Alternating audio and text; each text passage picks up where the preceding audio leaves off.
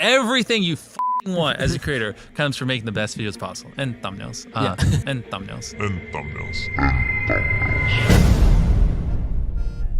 In a series of videos and video interviews, YouTuber Daryl Eves offers some excellent tips on how to make great thumbnails that'll make you get more clicks.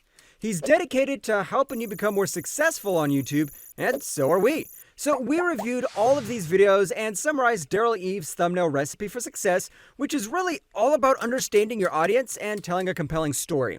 Yeah, that sounds pretty vague. Let us dive deep into what that exactly means. Here's the thing. There's no single recipe for making a perfect thumbnail. What works for others might not work for you. It's all highly dependent on your niche, what they want, and what they relate to. Here's a general example. Kids typically want bright, vibrant thumbnails. That's what's getting their attention. On the other hand, adults are more inclined to watch videos with thumbnails featuring real people instead of animations, and the colors of these thumbnails are typically more muted. So the first thing is to look at thumbnails from other creators in your niche. What do the videos with the most views have in common? How about the videos that aren't performing so well? Then look at your own thumbnails. Identify the similarities between your top performing videos and compare them to the ones that flopped. Once you do that, you'll get a grasp on what styles and techniques work well for you and what styles to avoid. This helps you be more efficient and effective. That said, the internet space is constantly changing. What works last year may not work today. You need to be able to change and adapt to the current trends. 4 years ago, people were heavily into oversaturated colors and hyper-edited thumbnails. The following year, the trend shifted to styles that felt more natural and realistic. A channel called Video Creators noticed this and promptly followed suit. A lot of creators actually struggle with this because it could feel like you spent all this time perfecting your style and your branding only to ditch it and create thumbnails that are so different and unrecognizable. But it's important to remember that it doesn't matter if your thumbnails always perfectly represent your brand if no one's clicking on your videos. Which gets us to the next point. Treat your thumbnails and titles as content, not just your videos. We tend to spend an insane amount of time shooting and editing our videos and treat our thumbnails as an afterthought. But thumbnails and titles are how people find your videos. They look at these things to decide whether to click or pass. Your thumbnails are the deciding factor. Without them, no one's going to watch that video you spent days or weeks on planning and perfecting. So spend time on your thumbnails. Plan it the way you would with your video content. Put just as much effort into it. Remember, if your CTR is low, YouTube's algorithm will stop recommending your video and rank it low on search results. A good thumbnail, on the other hand, will get you the clicks. But what makes a good thumbnail exactly? Here are some of the best Daryl Eves thumbnail tips. A good thumbnail is one that will be able to explain your video through images and perhaps some minimal text. It needs to tell a story on what your video's about. Someone who's scrolling through YouTube has to be able to understand your video at a glance because that's all you have to grab their attention, a glance.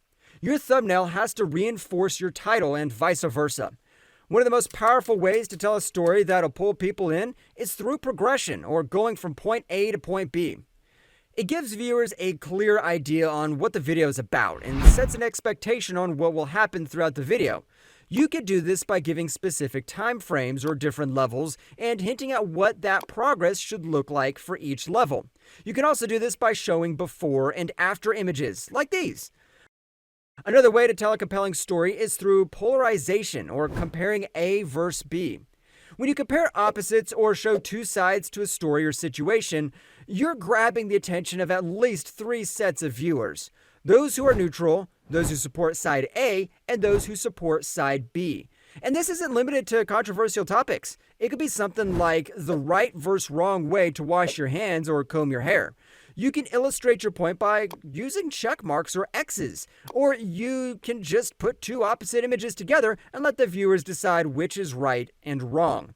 Aside from right versus wrong, polarization can also be real versus fake or A versus B. Another way to grab your viewers' attention and connect with them is through faces.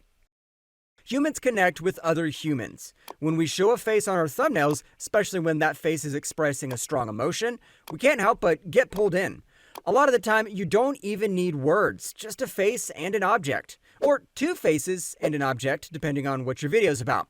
Sometimes you can also zoom out a little and show more of that person when you want to demonstrate an action.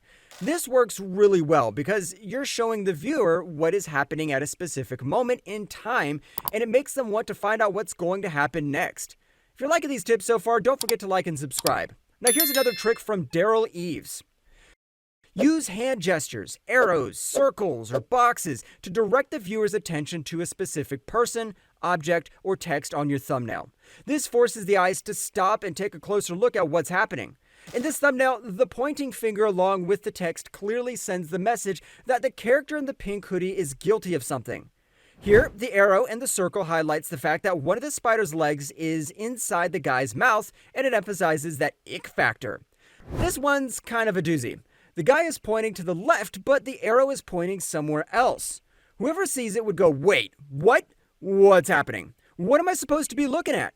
This is good because it holds that person's attention for a longer period of time, but it might just be too confusing for them to want to figure out what's going on. Remember, you want your audience curious, not confused. If they can't process the information they're seeing within a couple of seconds, they're not likely to click on your video. One thing that can help give you more context and help your viewers understand what's going on is to use a little bit of text. Just use enough words or numbers to support the image or graphics in explaining what your video is about.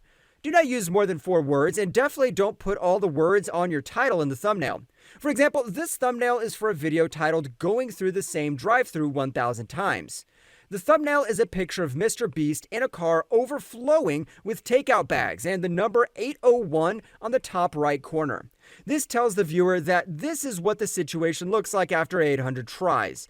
It makes them curious to know how it's going to be when they get to 1,000. These are times when images and graphics won't be able to give context to the thumbnail as well as words can.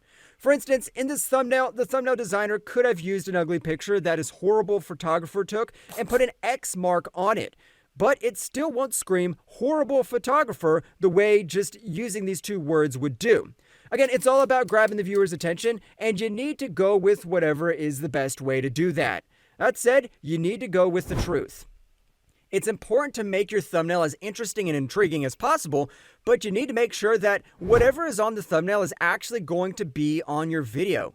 You can't just put a picture of Elon Musk on your thumbnail because he's a popular figure if you're not actually going to talk about him in the video. That's clickbait, it's misleading, and it's false advertising.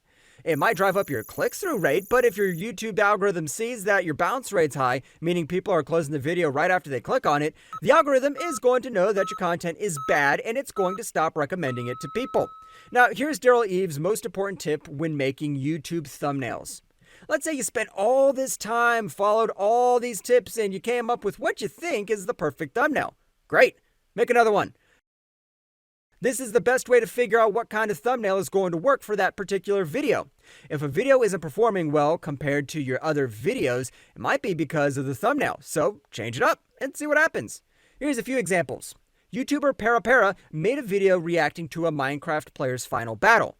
His first thumbnail was doing pretty well, but he wanted to see if I could do better. So he came up with a new thumbnail and tested that out. That's actually nothing compared to Daryl Eves, who once split-tested 150 different thumbnails for a single video before landing on the perfect one. In one of his video interviews with Tim from Video Creators, they tried out a few different thumbnails for that video. They experimented with text-only thumbnails, face-only thumbnails, and a combination of face and text. In the end, this is what they used for the video. This is what Daryl keeps emphasizing over and over again. There are a lot of great tips out there, but all at the end of the day, you won't know what'll work until you try it and keep perfecting it. So don't be afraid to experiment until you figure out what works for you. And even then, be open to change and adapt as needed. Watch this next video where we'll share more amazing thumbnail design tips from another YouTube expert, Nick Nimmons.